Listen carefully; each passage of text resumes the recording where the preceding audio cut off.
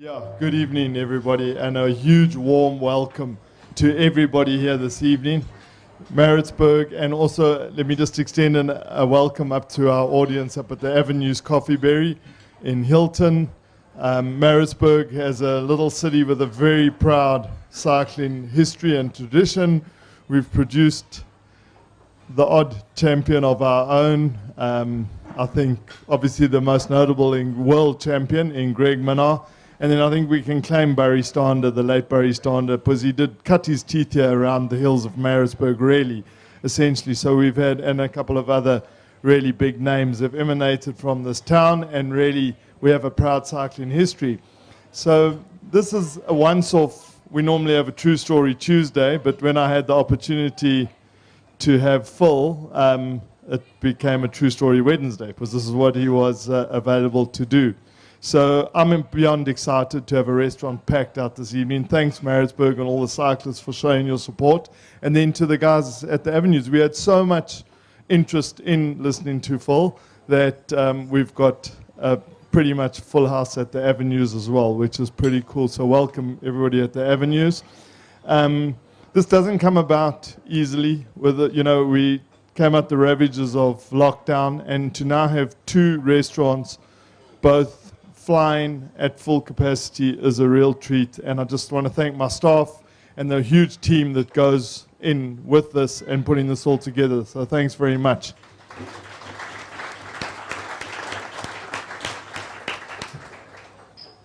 Tonight, order of events, it's quite simple. Phil will be chatting to us shortly, and then we will have a break, and you can recharge your glasses and that.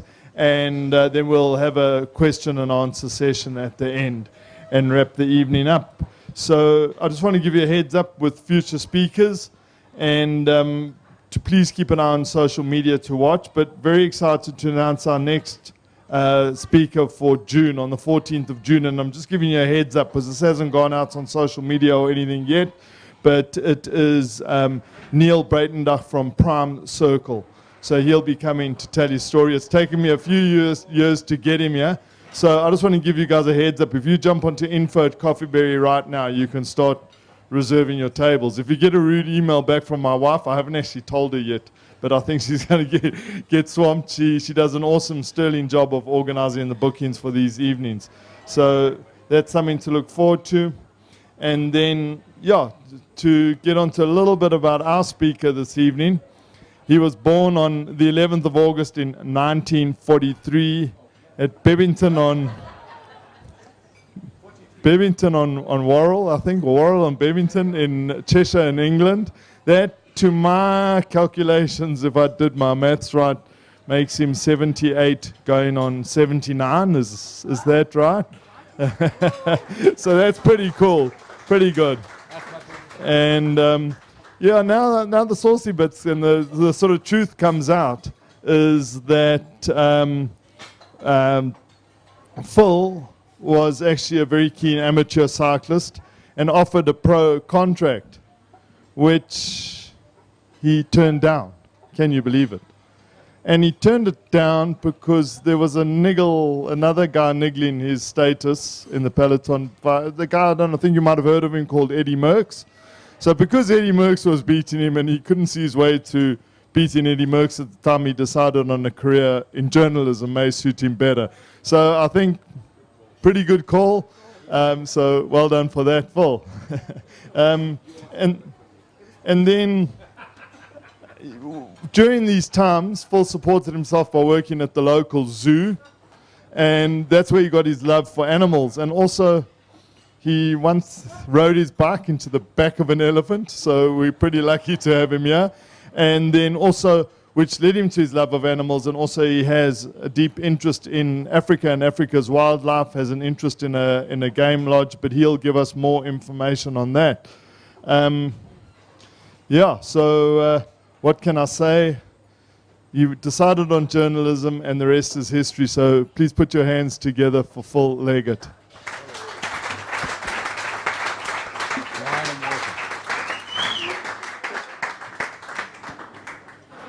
Well, thank you very much, Con. You know more about me than I know about myself, but I'm very appreciative, yeah. Well, good evening, everyone. Hi, everybody at Hilton, who are probably on the main course by now. Oh, they're all going. No, they're still there. I can see them.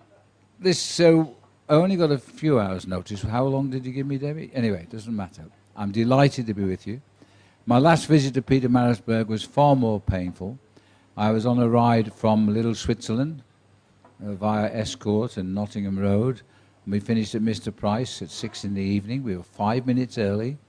Absolutely knackered because it's 320 kilometres non-stop. I was riding with the Springboks' highly successful rugby team those years, and I remember coming down some hill. It's all downhill coming into this town. Just getting out there's a problem.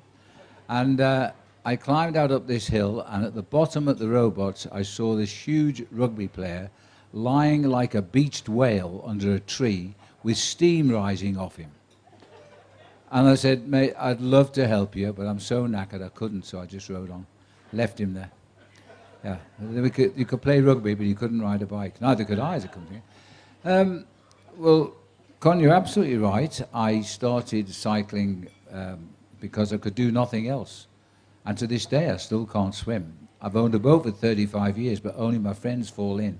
I've never fallen in because I would only fall in once, you see. I wouldn't be coming out. And so I couldn't play cricket. I was the one they threw into touch when we played rugby rather than the ball. I was so thin. But I could ride a bike. And I first of all used it as transport. And then where I was brought up was near Chester on the Wirral Peninsula in the northwest of England. And it was only 12 miles, 20 kilometres to the Welsh mountains. So I was seeing things that Mum and Dad didn't see because there was no car in my family.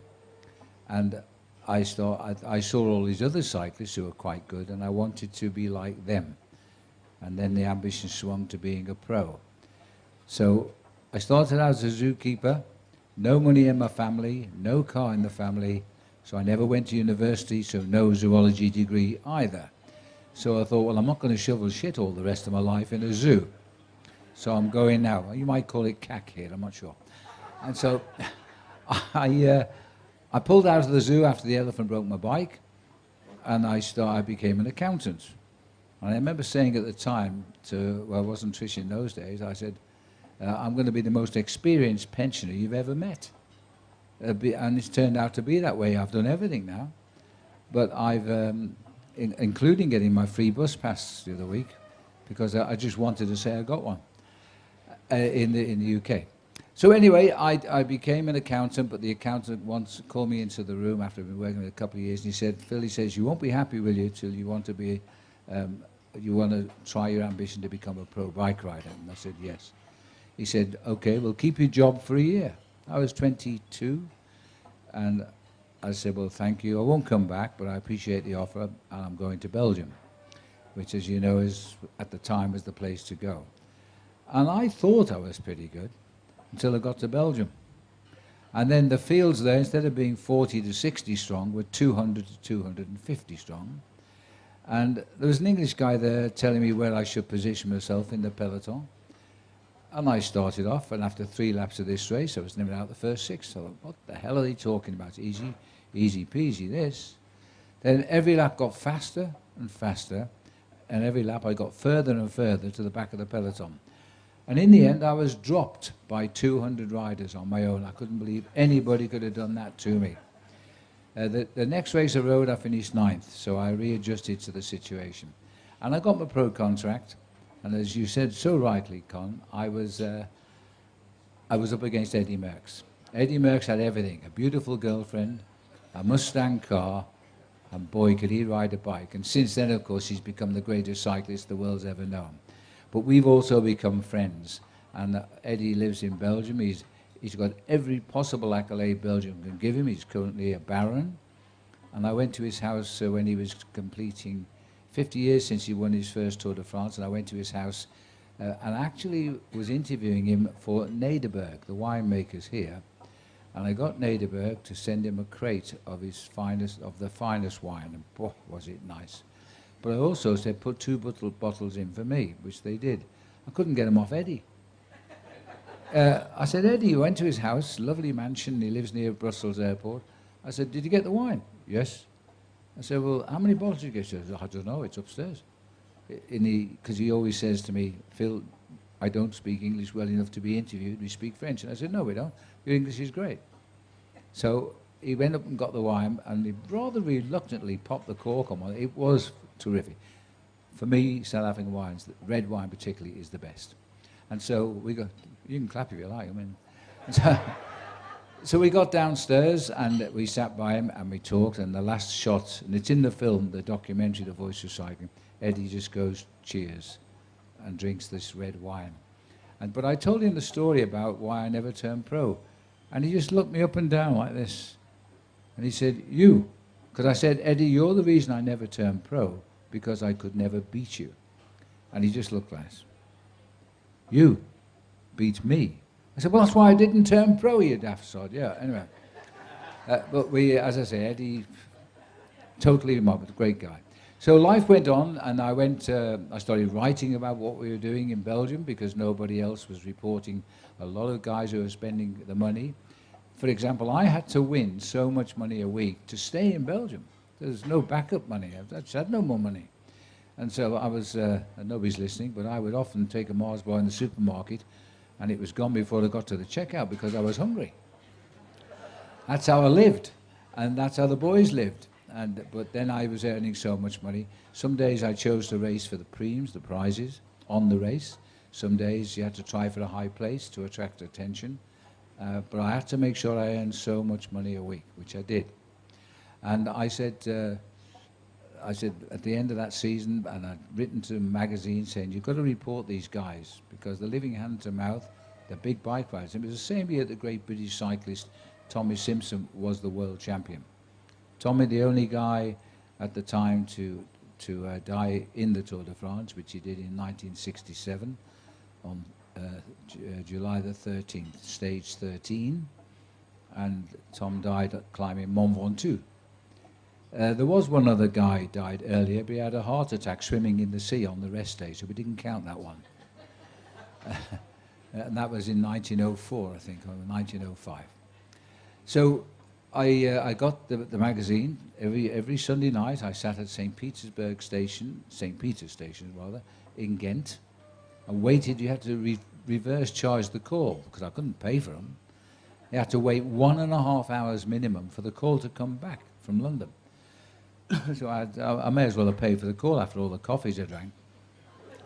And then after that, we did the writings. The magazine offered me a job. I went for the interview, but I didn't get the job. So that was all right. I was going back to Belgium, and I was going to be a pro. And then the guy who got the job left, so I was buggered now. It meant I had to go and take the job, which I did. Now, the north of England and the south of England are two very different places. If you're a northerner, you never go south. My mum and dad never went south. And I went home one day I was doing a part-time job carrying milk churns to strengthen my back and sugar bags to go back to be a cyclist. And I went home and said, Mum, I'm going to be a journalist in Fleet Street. She says, what are you going there for? It's full of southerners. I said, I know, but that's where the job is. Anyway, don't worry. This was in 1967, and I said, I'll be back next week. I haven't been back since 1967, apart to visit, and that's a lot. Mum and Dad, of course, have passed on now. So I made the job, and then from that day on, I was heartbroken. And that is the only decision I've made throughout my career as far as jobs are concerned, to be a pro or to be a journalist. Because everybody else, thank God, has offered me a job. Never asked for a job on television, and yet I work for every English-speaking network in the world. Mnet, or Supersport as it's now called me in 1989 and said, would I come and cover the Cape Argus Pick and Pay Cycle Tour? First question was, did I know anything about cycling? So we've got a clue. So somebody had obviously recommended they call me. And then they told me they had this race which had 12,500 riders in it. I said, what? Anyway, I said I couldn't come because apartheid was still in full swing and all our athletes were being blacked, like Mike Gatting for the cricket was in big trouble at the time. So if I'd have gone, I'd have been out as a journalist, no future, so I couldn't go. But they offered me a lot of money, and they even offered Trish the chance to come with me, so that's another reason I turned it down. Yeah. So I said to them I couldn't come. But the next year, apartheid was crumbling. So they rang me again. Fee had been halved, but they still invited Trish, and I went. And I got off the plane in Cape Town, I saw the mountain, and I just said, this is the most beautiful place I've ever seen. I fell in love with Cape Town, just like that. Until Cape Town, Sydney was my favourite city. And so I went to, I did the job, and then I bought a house in Gordons Bay 5 years later, which I've sold now because I now live in the bush when we're here. And I became South African, quite honestly. I met so many great people. We all know what a beautiful country South Africa is, and we've become part of the fabric now. We help a lot of people. And we're never happier when we see them smile. So anyway, I was now a journalist, and I remember I got the job in Fleet Street, and the editor called me over. He said, hey, he said, I told you when you got the job, cycling was finished. He said, but we've had so many letters saying how good it is to the magazine to have a cyclist able to live with the top riders. It's good for the magazine. But if you're ever late for work, I'll sack you. And he would. We were friends, but he would have done just that. And then he devised competitions of me racing against people for a bottle of champagne. He was killing me slowly, that was the truth. And it's because I was going thinner and thinner and thinner. I was down to 50 kilo. And so I had to stop in the end. But I remember riding in a big race, and I came from an area where we didn't count Southerners as cyclists because they were not hard enough. We had the mountains, the moors of the north. We were really tough guys. And you can't go down there like, they're bloody soft down there. You mustn't go and race with them buggers, they're hopeless, is what they usually said. But when you ride the big races, they come south and we come down from the north, we're all in the same race. And I remember getting into this breakaway, and as the break went clear, I was knackered. I couldn't work with the guys in the breakaway, about 6 or 7 of us. But my mate, who was the national champion of Britain, a guy called Peter Matthews, a real scouser from Liverpool, and a comedian, born comedian. Well, they all were, they still are. If you come from Liverpool, it's the best place in the world to live. And so the guys are saying, hey, get to the front, do some work. And Pete just comes, lads, leave him alone. Don't worry about him. He's got a typewriter in his back pocket, and he's writing about us winning the race. Now, bloody get up there and do some work. I said, thanks, Pete, because my eyes were on stalks. And I wasn't going to sprint anyway, so that was Peter. And in this famous documentary, The Voice of Cycling, he relates that story. But anyway, life moved on, and I became a journalist. And then I organised the milk race, which was the Tour of Britain milk race.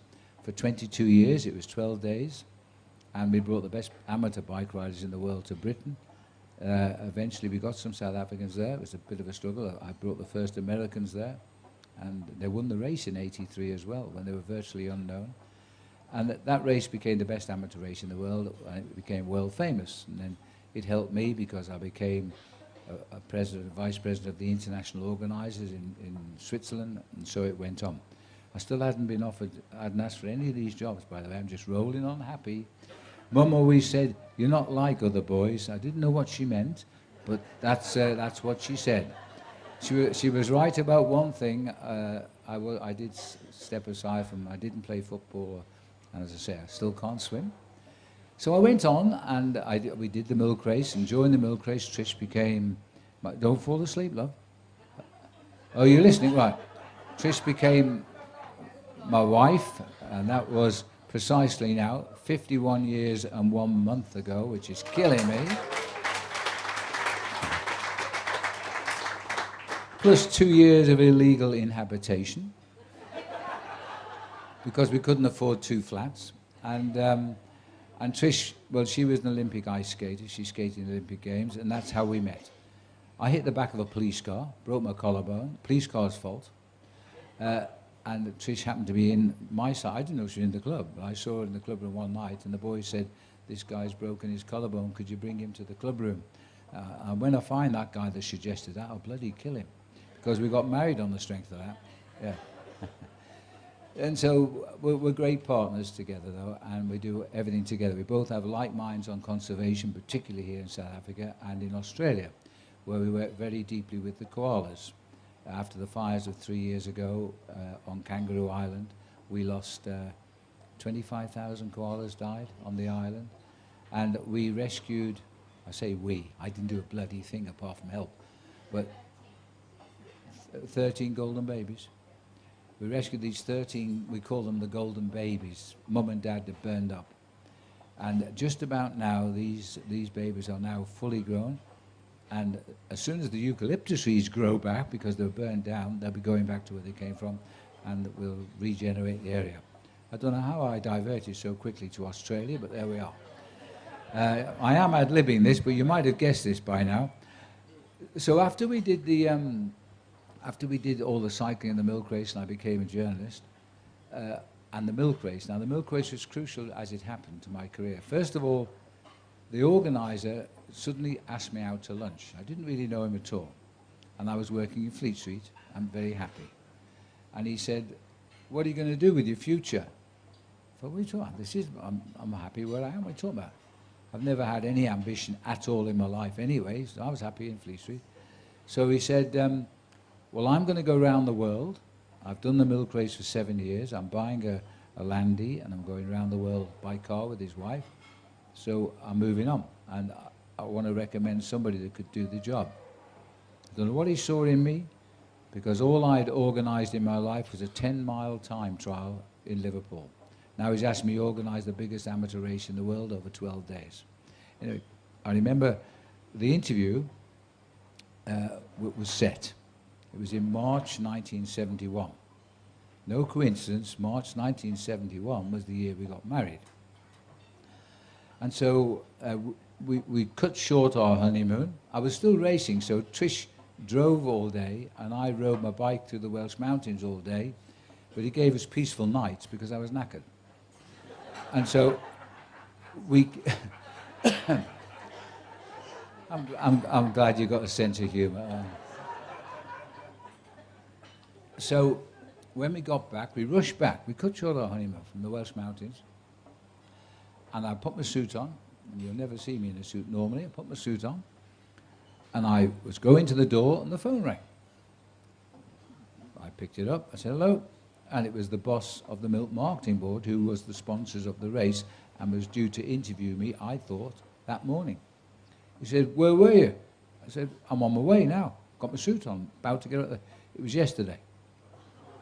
I said, what? I said, I was on my honeymoon. Yeah, he said, we know that.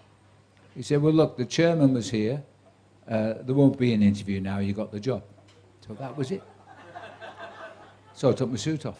And another day began. Then when I got the job, I sat with Trish saying, well, what the hell do I do with this job? I've got to contact the police service, hotels, all the federations, get the riders, mechanics, everything. And that's for 3 months. I said, oh, sorry, let's have 3 months holiday, and that's basically what we did. Then we put the race on. Well, during the race, we employed a guy who was already commentating on television called David Saunders. David Saunders was the most delightful man. He met his wife on the milk race in the end, Maggie, who was a nurse on the race, and they got together. Everything was great. David had a fabulous voice. He was in the Grenadier Guards before. He knew nothing about cycling. That was clearly obvious in his commentary, but I didn't tell him. But he did put cycling on British television, live. And then one day he came up to me and he said, look, ITV was the programme, we're going to do the Tour de France. 20 minutes every Saturday and Sunday, and we're going to be on the race the whole week. And he said, I'd like you to come as my driver. I said, I can't pay you, he said, but I'll pay all your hotels. I said, I'm in. I've always wanted to get to the Tour de France. In 1973 it was. And so I drove him around France. We became known as the king of the Tour. When David died, he had 1 penny to his official estate, and American Express asking for the rest. Never got a cent. That was David. He was a tremendous character, and we got on very well. Sad thing was, we did a job in March of '78, the race Paris-Nice, from Paris down to Nice. And halfway down, David said, look, BBC have just offered me this job to present Superstars, which was a major sports TV. Used all the old superstars of the sports and pitched them together. Great television. So I said just get off, go on, fly back. I'll write your story under your name, and I'll write my story under my name, 2 different papers. And I'll bring the car back, which was given to us by Toyota, and I'll drive it back from Nice. It's a bloody long way. It's 12 hours to the boat, and then up to London, another 2 hours. And I drove through the night. So I rang him Monday morning, said, David, Phil, where are you? I said, I just brought the car back, I'm home. I just want to know when you want it back, to give it back to Toyota. He says, you bloody soft fool. He said, you could have died out there. He said, driving all through the night by yourself. I said, no, it's fine. So I gave him the car back. By the time I got home, his wife was on the phone saying, sit down, Phil. David is dead. He got killed in the car. No reason given, freak storm, and he hit a lamppost. Unfortunately, the car, lamppost hit his head. So we lost David, and that broke me. And not least, to say the least, Maggie as well, of course. So David was dead, and he did everything. BBC, a lot. BBC Radio rang me up saying, look, can you give us a report for the 6:45 sportscast on BBC? I said, yeah, okay. And then 2 days went by, and ITV rang me. And they said, Phil, David would have liked you to have been on television with him, but we didn't have the money for 2 people. We think you can do the job. Do you want it? I said, I'll take it for one reason only, because David was my mate. I don't want people to think I stepped into his shoes. They said, that's fine. We're not doing interviews, you got the job. But you're going to learn the hard way. We're doing a live 45-minute race in Crystal Palace, just in London, and it's all the best pros in the world, 88 of the top pros. I said, no, I'm organising it. Good, right. But that was a problem now. I'm organising the race, and I'm also up the ladder, that's another story, calling him. And so I said, okay. So I organised the race. I contracted some of the finest riders in the world. Bernard Thévenet just won the Tour de France in 1975, and again in 77. So this was March '78, so Bernard was the most recent Tour de France winner. And we had people like Jerry Knetterman, the world champion, and Jan Raas. It was a great field. Most pros outside of a world championship ever in Britain, 88 of them. And so I passed the organisation on the day down to someone else, and I turned up as a TV commentator. I was waiting to be mobbed. Nobody spoke to me. Anyway, I was in. And then the producer was a guy named John Scrimminger, and John said, okay, he said, now don't worry, he said, just stay calm. He says, you know your sport. He says, your commentary box is up there. And he pointed up a pylon about 100 feet high with a ladder. And he said, will you be okay up there? It's a good view. I said, all right. So I just climbed up the ladder. I got into this crow's nest box where the TVs were. And this poor chap came up and he said, hello. I said, hi. He said, everything all right? I said, I've no idea. I've not done it before. Oh, was it your first time? I said, yeah. He said, oh. He said, well, let me quickly explain then. He said, that one's called a television, and that one's called a monitor. He says, when the pictures are the same, you're live. I said, oh. He said, if you want to swear or cough, press that red button, otherwise they'll all hear you. He said, there's not much else to know, really. So he disappeared, never saw him again. Called him the floor manager, but we were 100 feet up. And so, so we went in, and I sat down, and I mean, I'm like this. Because I'm still organising the race. They don't go till I put my thumb up out the window, and I've got all the pros on the line down there. So then the landline rang. In those days we had telephones as well. The landline rang, and it was the most famous man in sports television, a guy called Dickie Davis. I couldn't believe he was speaking to me because he's just a star. He called everybody old son. So he goes, hello, old son. He said, everything all right? Oh, I said, Dickie, How are you? Oh, fine, he says. Don't worry, we're doing the wrestling at the moment, he said. Then we'll go to the ad break. Then I'll give you a big build-up, and then just go for it, he says. Now, all you've got to do is remember why you got the job. I said, Dick, you have no bloody idea why I got the job. I never applied for it.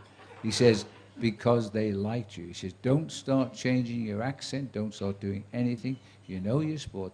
And to this day, it's the only advice I've ever had in television. And when I get new commentators with me, I give them the same advice. And so I was now watching everything now. Fantastic. Look at those pictures. Both match now, all together. Brilliant. Look at that. Fantastic, those pictures. So then I heard John scrimmage at my ear go, cue commentator. Oh, bloody brilliant, that. And then he shouted, cue commentator. And I'm only quoting verbatim, but the next time he shouted, for fuck's sake, Liggett, I said cue commentator. I nearly flew out of my seat, put my thumb out the window, and the race started, and we started calling the race live for 45 minutes. And of course, the one mistake I made, I never thought I'd get the job again. But the one mistake I made, I said, now we've got the world champion Jerry Knetterman breaking wind at the front. I mean, why would you say that? You've got to. It's true, it's true. So I climb my 100-foot down below, and John's the first guy I see, and he said, how do you think it went? Oh, I said, I have no idea, John. Well, I never got any guy ring me up and say you're sacked, so I worked for ITV for the next 25 years, actually, after that. But the Tour de France now this year will be my 50th. And that's unbelievable, isn't it? And I remember going to Trish after I'd done 2, so that'd be end of 1974, where I was also the organizer of the tour because we brought it to the UK. And so after that was over and I came home from France, I said to Trish, you won't believe this, but there's some old buggers there who've been on that tour for 40 years. I said, you'll never see me there in 40 years' time. Well, probably most of them didn't, but now they're 50 years anyway. So life has gone on, and the tour has, of course, made me, because I suppose speaking the English language and the fact we've covered it live, I have helped publicise it in the English language. And it's just been a brilliant way around. Now, when Paul Sherwin, as you know, my co-commentator for, it's a world sports record of 33 years, sadly died in 2018 on December the 2nd. He lived in Kampala in Uganda and did a lot of work with the Karamoja tribe when he wasn't with me, and he spoke fluent Swahili, better than his English actually. I was in the bush in Africa when I got the message he died, which I couldn't believe. He just didn't wake up. So that was a major setback for us all, and Paul was well loved because we were literally joined at the hip. We didn't try to do things together, we just never did things alone. We'd go to dinner together, we'd walk out of our rooms, identical times. Paul would always put me coffee in my room at 6:30, and he always made it, which was very nice of him.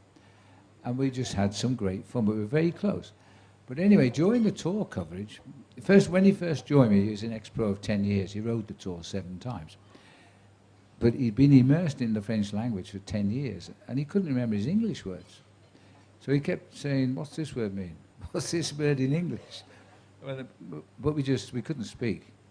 But we got the job. Once we started him with ITV, then CBS in America heard our commentating and said, you guys got to work with us. I said, we can't with ITV. Went to ITV and said, can I use your English guys? They said, yes, as long as you don't take them off us. Fine. Then came the TVNZ in New Zealand, Australian television, which was SBS, Supersport joined in, and all of a sudden we're speaking to everyone. So we didn't, but our technicians devised a system, the world red light, NBC red light, and whichever was on is who we were live to. Sounds simple, that, doesn't it? Wait till you're 4 hours into the race, and the guy's flicking things up, red lights on, red lights off, lights on. And Paul slipped me a note one day and said, who the fuck are we talking to? To which I said, no fucking idea. That's honestly true, because we couldn't speak. We were live to someone. And we got on so well. Well, then we started the situation with the chateau, because the biggest mistake, well, it wasn't a mistake, it was part of its growing up, the Tour de France. They were giving a shop window of a most beautiful country, but they weren't showing it. Then finally they started to show things like the chateau, the castles, and the birds. And I was pretty good at both, but particularly the birds with feathers. And one day we had a bird fly through.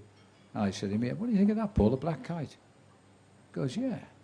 And we started talking, and then we got an osprey fly through. Then the Twitter feed goes mad. Those guys are talking about birds like they know what they're talking about. Whereas then we got an Egyptian vulture which had been released in the Pyrenees. We told the story about the release.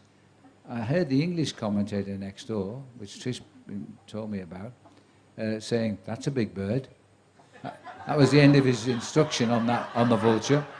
And he was quite right, though. You can't say he was wrong. It was a big bird. But in the early days of the chateau, the helicopters go do a little spin around the chateau. We had no idea what the chateau was. So I just said to Paul, I said, because I thought I was dropping him in the cack, I said, "That looks as though that's an old castle, that, Paul, in need of a bit of attention. It's got no roof." So Paul goes, "Oh, yes, Phil," he said, it's 14th century, actually. It's privately owned now. I'm looking at him. How'd you know that? And he goes on about it, and he says it was passed down the family. Louis XIV came, and so then the camera goes away, so that's the end of that. Well, by the fact we started doing this and seemingly knowing what we were talking about, the Tour de France organisers got a woman in October of every year to drive the whole of the 3,500 kilometres of the Tour route, log every chateau and memorial, ending of notes, now these days the flora and the fauna, and produce this book. And now the gold dust. They give you one copy in French and English to every journalist on the television only. It doesn't go to the written papers, it only goes to the commentators. And everyone that's going to come on telly, they put a little camera by the picture. That again sounds simple until the race is on, and we're on stage 20 and you're looking at the pages for stage 12, looking for the pictures, you see. But we actually popularised it, and it went. And I said to Paul once, I said, "Paul, if ever you're stuck for words, just say Louis XIV lived here, because he lived in every chateau in Paris." So that was our fallback. But it's worked out, and now it's not just the Tour de France, it's the Giro d'Italia, the Vuelta de España, all the other races around the world always show you the country they come from. And that's what makes it. We get endless mail before the Tour asking for the race route for the Tour de France. Not to watch the Tour de France, but to go 2 weeks later when the races have gone through, because they know the race finds the most beautiful roads. And you can have a great holiday. And we have.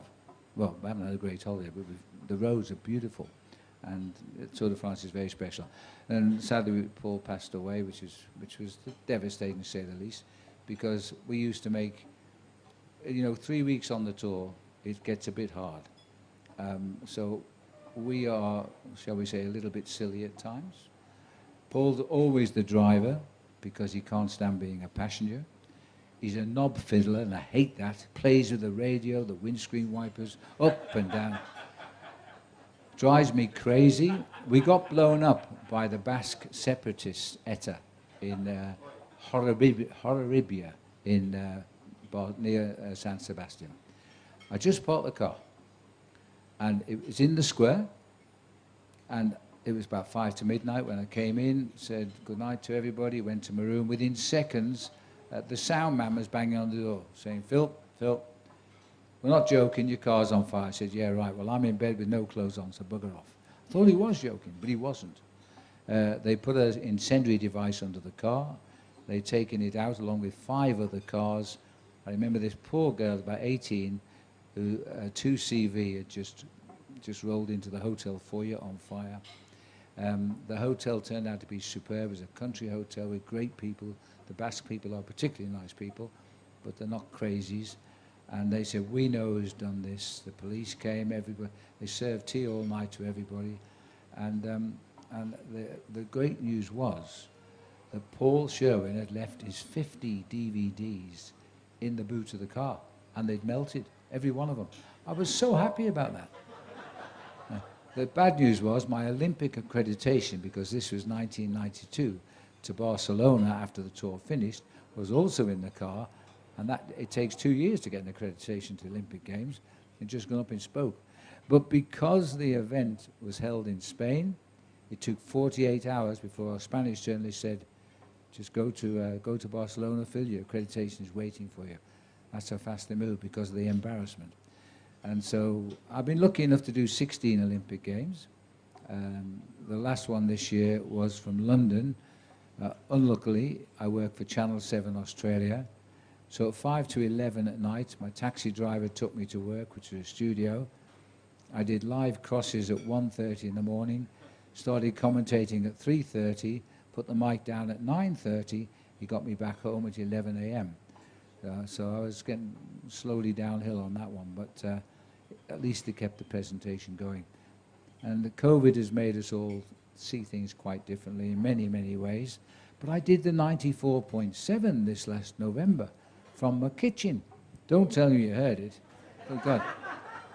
Because in the winter, it's 2 hours time difference, UK to here. And so I had my little computer, and they set it all up. They did it on Skype. Only Africa would do anything on Skype at that time. And anyway, it worked. I have to say, it worked faultlessly. So I got up at 2:10, crashed around the kitchen. We went live at 3 o'clock, 3 a.m. Then the race started at 3:15 my time. It was 5:15 here. And it worked terrific. I commentated for the next 4 hours. But the downside was the toilet was just over there in my kitchen, and I couldn't get to it until 7:30. Because when the adverts come on, it's going to take 1 hour to get 2 hours to have a pee, another one to get back. I'll be back on air before I get back. But even so, it was amazing, and it worked. So we've done a lot of new things now. And every producer I've worked for, or boss of sports around the world, have called me and said, are you sure you're in London? Because it sounds to me as though you're at the event. They were only thinking of the expenses that were charged. That's why they asked that one. Anyway, how are we doing? Do you want me to go on, Con? Yeah, you don't mind. Are you bored yet, everyone? No. So anyway, so my life really, as you can see, has been revolved around cycling, but my love is still animals. I'm a patron of BirdLife South Africa because I once made the fatal mistake on TV of talking about the fast and featherless BirdLife South Africa cyclists. And the next morning, the CEO of BirdLife South Africa, a chap called Mark Anderson, called me. He said, just thank you for putting that out there. He says, let's meet. And I was amazed how few members this really important organisation is internationally had. It's got a little bit better now. And Mark himself was a vulture lover with the whiteback vultures. And he had a special release on the De Vere ground in Kimberley. And to this day, they're breeding really well there now. But I did find Mark was afraid of snakes, because he took me there to Kimberley when I was driving from the bush to Cape Town. I met him in Kimberley, and he had the keys to the fence, and we went in. And he was showing me around. Then we saw a Cape Cobra. Only his head wasn't visible. It was down the hole. And it looked as though he was going to pull out whatever was in the hole. Well, he did pull it out, except once it was in his mouth, it was so big, and the Cape Cobra was dead with the mouse in his mouth because he couldn't get his head out of the hole. But I'll tell you what, Mark would not approach that snake. You know, it might be shamming. I'm not going there. And he wouldn't. Well, I happen to love snakes. And I'll tell you one quick one because this is true. I had a bottle of red wine, or maybe two, where we live in the bush up near Palabora. There's nobody going to stop you there except a hippo, so there's no drunken driving charge. And we stayed with our Irish friends who own a property about, what would it be, 4 kilometres from our house. And we're on the way home, had a great night, 10 o'clock. Beautiful star night. When you come to our little bush house, it's only small, but it's on the top of a cobbled drop down to the front door. And the cobbles were hot from the day. It's now 10 o'clock, it's dark. And I've never seen a 4.5-meter python before. And I'm not joking, it was that big in the middle. And it was in a dead straight line. And I straddled it because I made sure I didn't hit it, you see. So the car was over it. Trish says, "You've killed it." I said, "I haven't killed it." I said, "It's under the car." I said, "Sit there, I'll go and get it." So I said, "No, don't get out of the car," to Trish. So I got out of the car on my side, went round the front. Now there's about that much tail out the front. I didn't know how many feet were out the other end, but one with his head on, but the back was out the front. And I put my hands onto the tail of the cobra to pull it down from under the car. Never in my life felt the power of a snake. He tore out of my hands. It looked as docile as hell. Of course, Trish, as she always has done, the opposite thing, was getting out the car. 4.5 meters of python went straight through her legs. And this snake must have gone into the felt at, I don't know, must have gone in for 200, 250 meters. And you could hear it in the darkness of the night in the bush, crashing into the distance. He was really gone. Well, we found him again 3 months later, and he had 7 babies, so I guess it was a she. Yeah, and so, but that, you only do that after 1 bottle of red wine, or even 2. But I do love snakes, and I have no fear of them, but I've got great respect for them. And I just love meeting them. I really do. So we've just come back from the Eastern Cape, which we came out. We tried for 3 years to put on a special event at Kareka Game Reserve, where they have 3 or 4 fabulous lodges. It's a long story to tell you how I met the founder of Kareka, but I made a video for somebody that made a record attempt on the estate. So I said, if you will allow us to ride mountain bikes with a select group of people, 16 people, we'd love to come. And she said, "Okay, but you're the only people we're ever going to allow to do this." I said, "Okay, that's even better." And so finally, after 2 failed attempts, we all went last week. Had the most fantastic time. We designed jerseys, gold and black, danger colours of the forest. And the guys were from and the girls were from all over the world. We had the most amazing time, and at the end of it, we had raised for Kareka just over R1 million. It was unbelievable, because it was the most amazing thing. The reason being is that Kareka, for 2 years, were a very affluent lodge, was almost bankrupt. And they hold rhino there. They hold the most famous rhino in the world, called Tandy. And the vet who saved her life came and gave us a great talk, named was Dr. Will Foles. And Tandy was found in a pool of blood, her face slashed to pieces, the horn ripped out of her head, and there really was no hope. But the vet didn't think so, but he saved her. She's since had 3 calves, and 2 of the calves have grown up and had 2 calves themselves. Tandy's still there. It was almost ironic, because when we arrived at the first lodge, we looked off the lodge deck, the very first animal we saw, and we didn't see her again, was Tandy. She came to see us. So that's why we raised the money, and you know, I think Con's going to ask you to, if you wish, put some money in a hat. Anything you put in will go to Kareka tomorrow. Just because I've seen what they do. They've just bought another, how much is it in hectares, Trish, they bought now, the new piece? 55,000, whatever it is. And just to move the fence, when you finally get through the famous thing of form filling in South Africa, when you get to move the fence, it's going to cost 1.3 million just to move the fence across the river. And so we got that in one hit. She's budgeted for 3, so. They bought the land, the land's there, the farmers will give her the land, and they're releasing 2 cheetah there at the end of this month. They have to go in before the line, because the line will rough them up if they find them afterwards, then first come, first served. But we saw black rhino close up, and we saw white rhino close up. Even us, they wouldn't tell us how many there are, but the good news is they haven't had a rhino poached there for 04, 2012, since Tandy was caught. They've never had a rhino poach there since. So it's working. And all the people in conservation are very like-minded, as we all are. We like what we have, and that's all that matters. I'm going to stop there, Con, if I may. What are you doing now? Sending a message to the world? Okay. And then we're going to have a Q&A, I think, after you've gone and recharge your glasses, if that's what you want to do. And you can ask questions, and if you don't, I'll get home earlier. It's great. Thank you very much, everyone.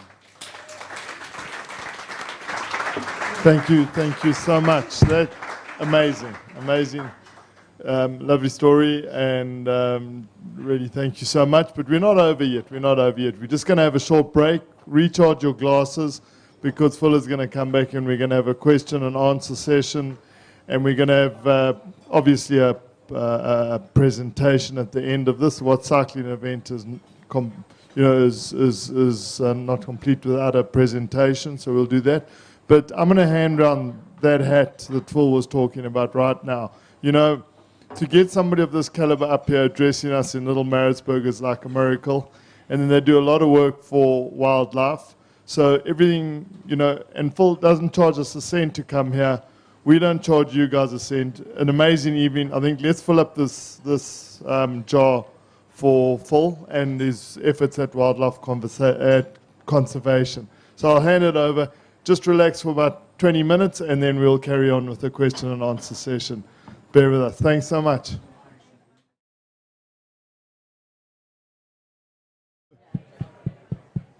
The time has come for Phil to take some questions from you guys, and I'm sure there must be questions to be had. We're also on a tight schedule because I've been told the driver's coming to fetch Phil at 9 o'clock. So we've got a little bit to get through, as well as a good question and answer session. So who's going to be first up? None other than Charles Edwards. I'm sure you're going to ask Phil if he shaved his legs. Hang on a sec. I bet you're going to ask me about Lance Armstrong. Never mind. Anyway. Phil, did you call Augustein's crash off that top of that huge mountain when he was in the tour? And he was just before he was going to descend and then probably win that stage in the Tour de France. I forget the year. He was riding for Barlow World at the time. John Lee Augustine. Okay, and the second question. On the race down to Gap. Yeah. Did I haven't you answered the first one yet? Did you call Did you call Robert Hunter's win in I think it was Montpellier when he won the only stage he won in the You tour? know as much as I do. Yeah. It Yes. was indeed Montpellier. Yeah. Yeah, I did call John Lee. It was quite a spectacular crash. He fell off on the descent into Gap, and he went right down what was quite a stony descent, having fallen off on Koreka this week on the mountain bike on the similar descent. I know how he felt. But he had to crawl his way back up, and he finished. Sadly, John Lee, I don't know where he is now. He's gone slightly out of touch, but he's what?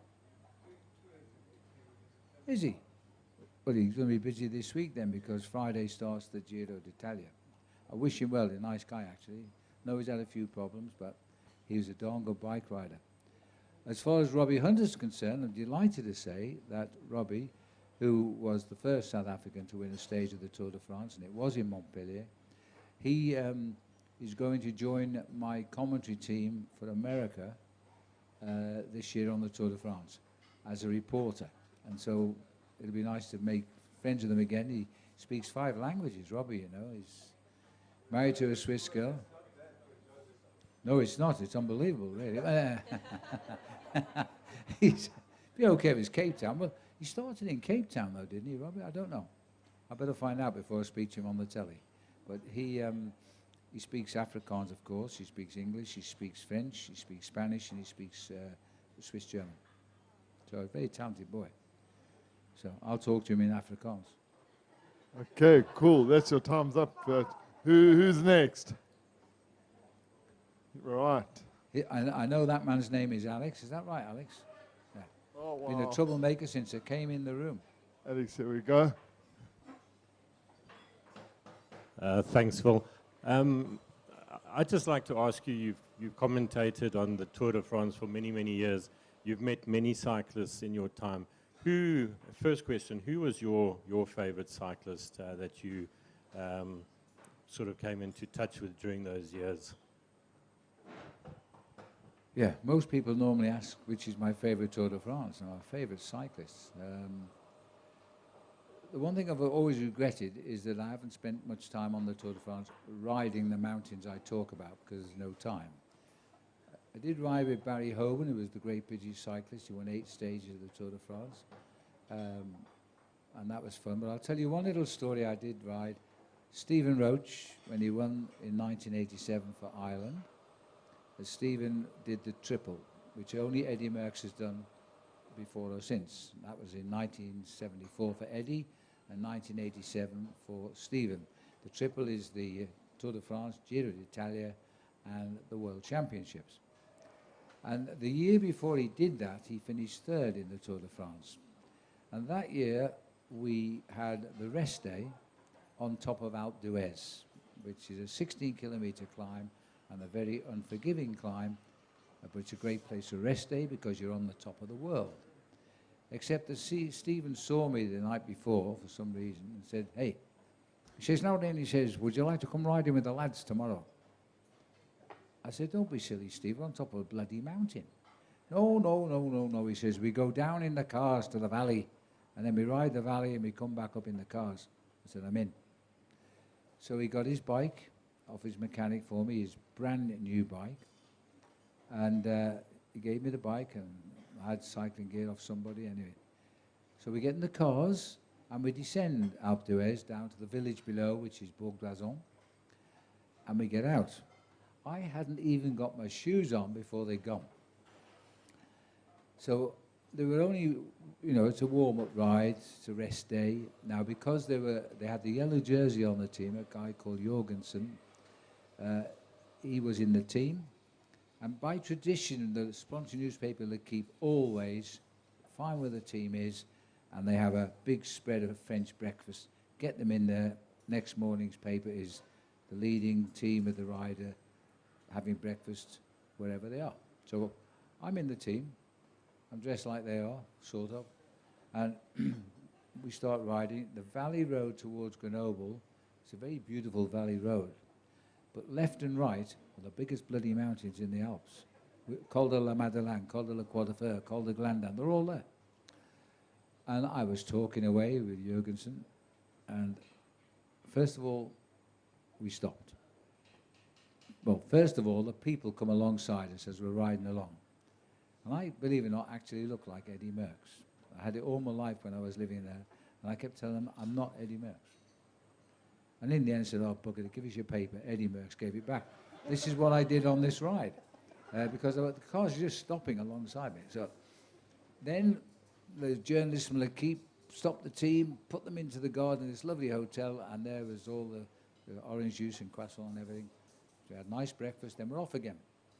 Now we're riding towards Grenoble, and on the right is a climb, which is the Col de Glandan. And the road sort of bends like that. And I was riding at the back, chatting with Jorgensen, the leader of the race, Michael Jorgensen. And I said, hey, he just said to me, Phil, goodbye. So where are you going? He said, I'm going back to the hotel. And he knew where they were going. I didn't.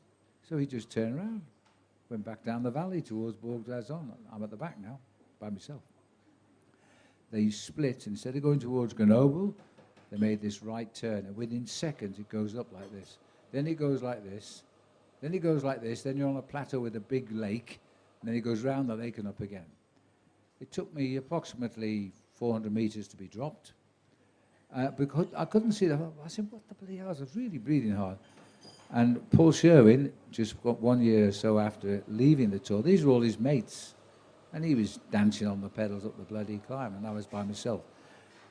And I thought, right, well, they've gone now. So I saw this beautiful dragonfly land on a flower on the side of the road. I thought, I'll go and have a look at that. So I pulled over and I sat down on the crash barrier, put my bike down, just checking out the dragonfly. And this was like one of these old cartoon films from the 40s. I looked up, they're coming down at full speed. I grabbed my bike, I'm in the front now. And I'm coming down the mountain, and I've got a guy called Bruno Liali, who's the champion of Italy. Spoke nothing but bloody Italian. So I couldn't speak to him. And so Stephen was at the back. I said, Stephen, tell this guy to slow down. I'm knackered. And he says, oh, don't worry now, Phil, don't worry now. We're stopping in Borgazon for a coffee and some cakes. I said, yeah, but can you not just slow him down a bit? Because Steve was a fluent Italian speaker, because the team is Italian. Anyway, he didn't slow down, but I got out of the way and found a place to hide. And we shot down because it was downhill gently, it was no more climbs. We got to Borgazon. We all pile into the coffee shop. Cyclists get high on coffee when they're that fit. They really do. They don't need any beer or wine. Stephen's now holding court because he's sitting third in the Tour de France. The team's looking after him. Jurgensen's the leader. So far, he's not going to win. And the La Redoute team comes past the door. Now, that was Paul Sherwin's team. He just left. But all his mates came in. And Sherwin's rabbit, oh, boys, good to see you. Come on in, have a coffee. Well, we're all now about 25 strong, drinking.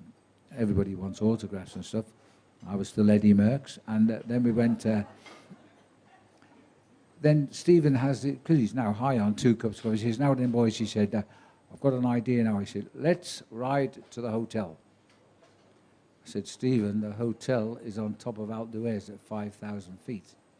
Ah, don't worry now, Phil, he says. It's only hard for the first 2 kilometers. Then it just levels out, he says. You'll be fine. Well, I was on his spare bike, which had a 23 back sprocket, which wasn't very fine. But anyway, what could I do? I said, first of all, I said, I'll take the car. Bring the car up for you. He said, no, no, no. He said, you're not insured. The mechanics will bring the car up. So there was no way home except up this bloody great mountain, and I was quite desperate. So we start the climb. I lasted approximately 50 feet, and I was off the back. They were climbing and talking. It was ridiculous. Stephen had decided to interval train. He was using like a 54-12 to sprint one sector, drop it down to bottom gear to cool down, up again to do that one. Then he'd come back to me. I go, now then, Phil, how are you doing? I said, I'm fine, Steve. I'll give you the bike back tomorrow. And he goes again. Then he came down again. Now he's beginning to annoy me now, because I was covered in sweat. I'd never seen sweat come out of my arms in my life, even when I was a racing cyclist. And in there I said, just piss off, Steve, I'm fine. I'll see you tonight. I'll drop the bike with the mechanic when and if ever I see the hotel. Right. Then after a few corners, I saw this, what looked like a very old man. I know how he feels now, but at the time, he looked quite old. And he's looking down on a hairpin bend at the river below. I was a long way down to that river, and I thought he was being sick. And I thought, I know how you feel, mate, and I rode past him. And he was old.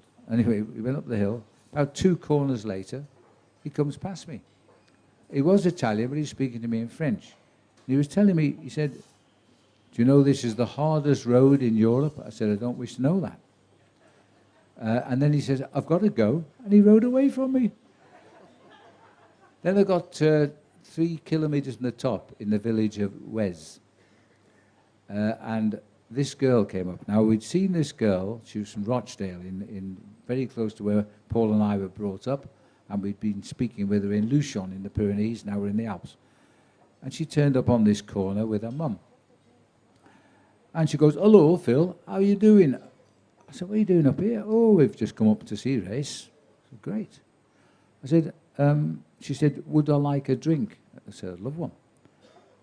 Are you hungry? I said, I'm bloody starving. And she gave me a peach or something. I said, how did you get up here? She said, by car. I said, I'll have the car as well, thanks very much. And I put my bike on the car, and the last 3 miles, we drove up to the hotel. As they were camping, I donated my room so they could have a great time in the shower and get clean again after weeks of living in tents. And then I took the bike back to the mechanic, and I gave the bike. And then the sequel to, I never saw Stephen Roach again to talk to for 8 days, 9 days, because we just don't see each other when the race is on. I saw Stephen.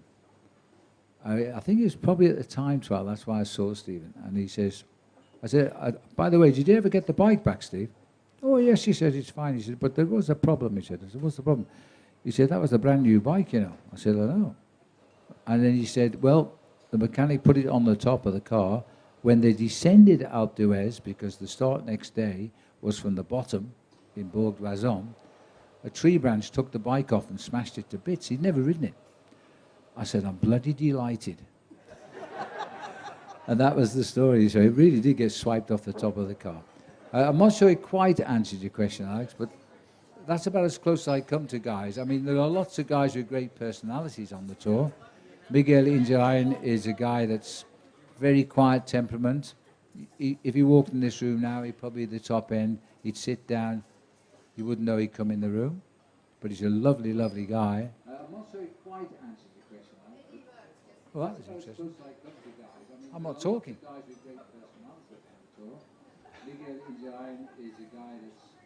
Look at that.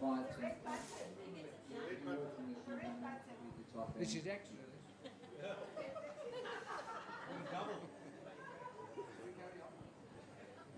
Sorry about that, guys in Hilton. Same down here, though, believe me. Yeah, so the most amazing rider was Eddie Merckx, no question about it. I used to interview top cyclists of the day in the 70s when Eddie was at his tops. He was so competitive, it was unbelievable. And I spoke to a guy called Gerard Kool, who was a Dutchman, and I said to him at the start of the Amstel Gold Race, which is the Netherlands' biggest bike race, I said, Gerard, who's going to win today? And he looked at me and said, Phil, if Eddie Merckx wants to win, we race for second. And the pros. That's exactly true. Eddie used to climb mountains and say, hey, if you're strong next lap at this point, I'll attack. And he just rode away. He once won a stage of the Tour de France by 10 minutes wearing the yellow jersey. And that is his favourite stage victory. Because I spent a lot of time, as I said, with Eddie. He has a cobble courtyard where he used to have his bicycle factory, which he sold. And the cobble courtyard now has a couple of fridges in it full of Leffe Belgian beer, which is a fabulous beer. Every Saturday at 9:30, his old team, some are still surviving, they ride about 50 kilometers back to the house in a big circle, and he has prosciutto, a huge big piece of prosciutto. He sliced it wafer thin, gets the beer out, and they relive their old tales. That's the ones who are still alive. But you know, Eddie always looked after his team. Even many years before that, 25, 30 years after Eddie retired, every year he used to take his team to Nice. I'm not too sure, it wasn't Montpellier actually, but he would cycle with them, and he says, but I always win, huh? I always win. Yeah, well, Eddie would say that because they called him the cannibal because he ate everybody. Okay, any more questions? Thanks, Phil. If I can just ask you to finish this quote for me, one of Paul's favorite sayings, if you want to go fast. If you want to go fast, I remember it, but I can't remember the answer. Go faster. Walk. Go alone.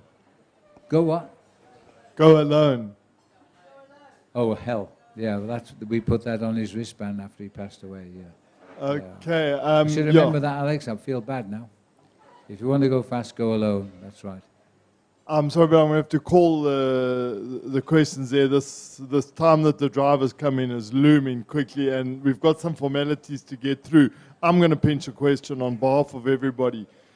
Lance Armstrong, was he just, and you only got 2 minutes to answer this, was he, that we all know there was huge doping going on in that era. Was he just the best of the dopers, or was he genuinely a really phenomenal athlete, or just very smart? No, he was the most talented. But being American, he probably thought he was the best, yeah. Because Americans, you know, think the world is only in the USA, the rest doesn't exist. You often speak to an immigration official when I say, hi, what's the weather? I said, okay.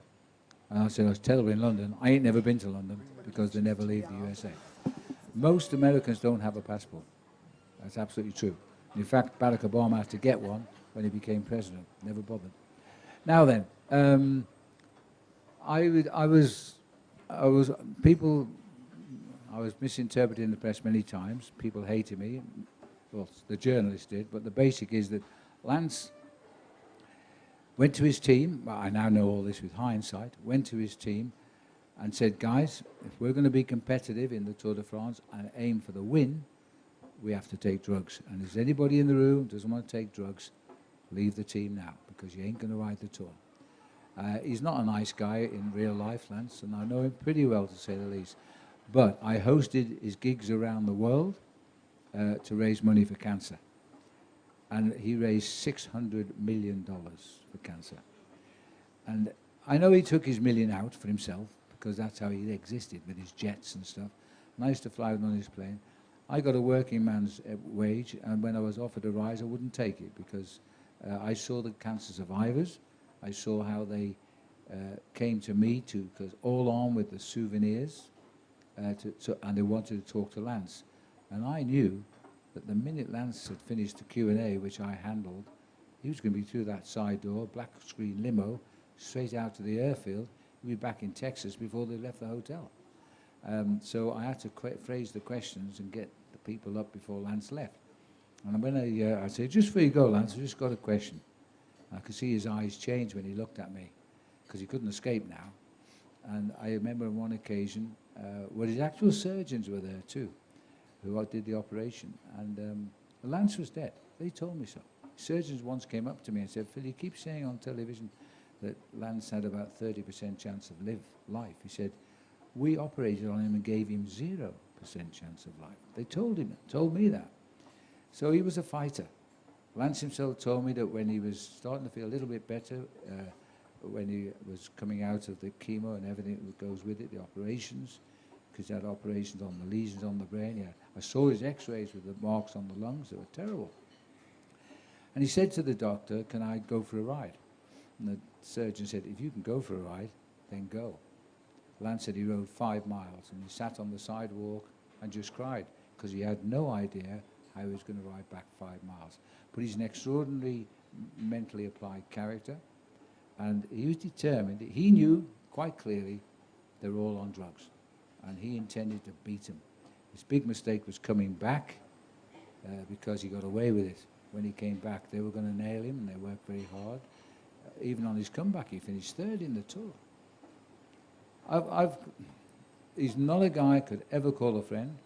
I have no wish to go out with him at all in any way, but I admire the other side of his life very much. I saw these people I called up, and they brought their books and their mementos, and Lance signed them. But when I'd put him in a position, so he just turned the microphone off, told them both to sit down on stage, and his attitude was, bugger the rest, it's between us 3. And he just gave them so much hope that they would make it. And that's the sort of guy he is. And I've had lots of experience with him. Trish hates him because he never bought her a coffee. And that's the way. Yeah. Okay, thank you so much. That's the shortened version, by the way. Yeah. Okay, thanks, Paul. Yeah. Well, I think you've got to have lots of stuff. You can talk for 3 weeks straight at the Tour de France, and it's been absolutely amazing listening to you, Phil. Just some evening like this doesn't happen without a great team, as I've alluded to before. But to my general manager, Danya, and the team here, it's not easy to serve a restaurant like this when people come in over half an hour, and do it with a great attitude and a big smile and produce the kind of food that they produce. So just give a big hand to my team. Well done, guys. Everybody involved. Thanks very much, guys. And it isn't easy. It looks like they're now dressed to rob a bank. But anyway, it'll be fine. And then to Sean and Sound Mechanics for the sound and lighting and organizing this live feed up to Avenues. We just apologize to the guys at the Avenues. The picture wasn't that great, but apparently the sound came through loud and clear, and that's the most important part. Phil's known more for his voice. He's not the most good-looking guy. So as long as you could hear us, oh, you're quite right. I'll tell you one quick story. I stepped on a train out of I can't think of the name of the station now. It's in Australia. I was going to Hurstville, and I got on the train. I think the station's called Renshaw. And I walked up the carriage. There was nobody on the carriage. Trish said, I'm not sure this bloody train goes to Hurstville. And so I went up to this real country yokel, had everything but the corks on his hat. I said, excuse me, mate. And he was holding his stick in the middle, like his head was down. Didn't look at me, and he goes, how do I know you? I said, I've no idea unless you hold television, watch TV. Oh, yeah, you're that cycling guy. I said, yeah. Yeah, goes to Hurstville. That's all he said. Okay, right. And then a huge shout out to Debbie Bird from the Wickham Collegiate. She phoned me a while ago and said, Con, we're having this conference at Wickham and we've got this guest speaker by the name of Phil Liggett. And we're wondering if we can book a table for supper on the Wednesday night. And I said, well, I'll tell you what, that won't be a problem. And if you get him to talk, I'll tell him I'll throw in a supper for him and even for his wife. And so, Trish, you're on the house tonight as well. So it pays to know a famous guy. But in my little knowings of Trish, we've always seen enough of Phil and heard enough of him over the years. But just in the 10 minutes I've chatted to Trish, wow, what a character. And you can see this man is what he is because of it. That 51 years, she's molded him into be the legend that he is. She's put up with an awful lot, I'll tell you. Yeah. The reason we married 51 years and 1 month is because I've only seen you for 1 year. Okay. And then I just want to thank all of you. And no cycling event is complete without the presentation at the end. So we're going to have a presentation and we're going to call up the lovely Olympic bronze medalist for paddling, our very own Bridget Hartley, to hand over the award to our winner of the King of the Mountains tonight, none other than Phil Liggett. Oh.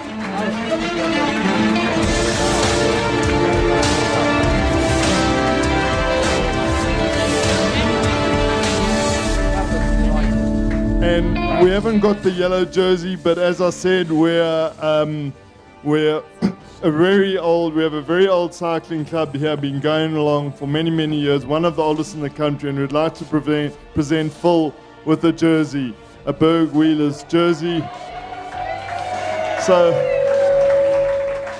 you can see we've got a lot of support from the Berg Wheelers here. And I hope I've chosen the right size. Let's go. Trish advised me. Phil,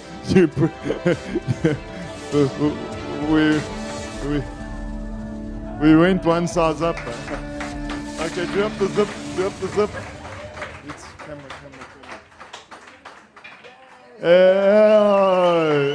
And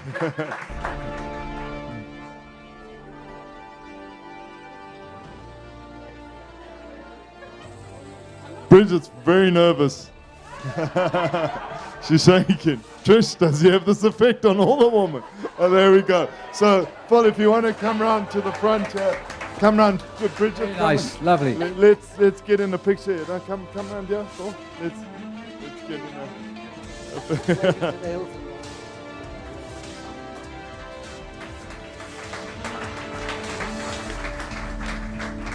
there. Fantastic. Oh, thank you so much. Just one thing I should say, we've counted the money. Took the whole of my speech to find the total, and thank you so much. We've got 5,490 rand. That's and it's amazing. not too late to put some more in that jar if you feel so. If anybody's got 10 rand, I'll take it. But tomorrow, I will send that money to Lindy in Kareka. I know she'll be in tears because we saved her during the COVID. We saved the animals, and they're building new fence lines to bring a new pride of lions there now. They've got black and white rhino. They're so happy. We're very close to them on the trip, as we were with the elephants. So thank you so much. That's tremendous. I can't tell you how happy she'll be, nor me. Yeah. Phil, just again, a heartfelt thank you so much. You've made this evening a pleasure. I was obviously quite daunted.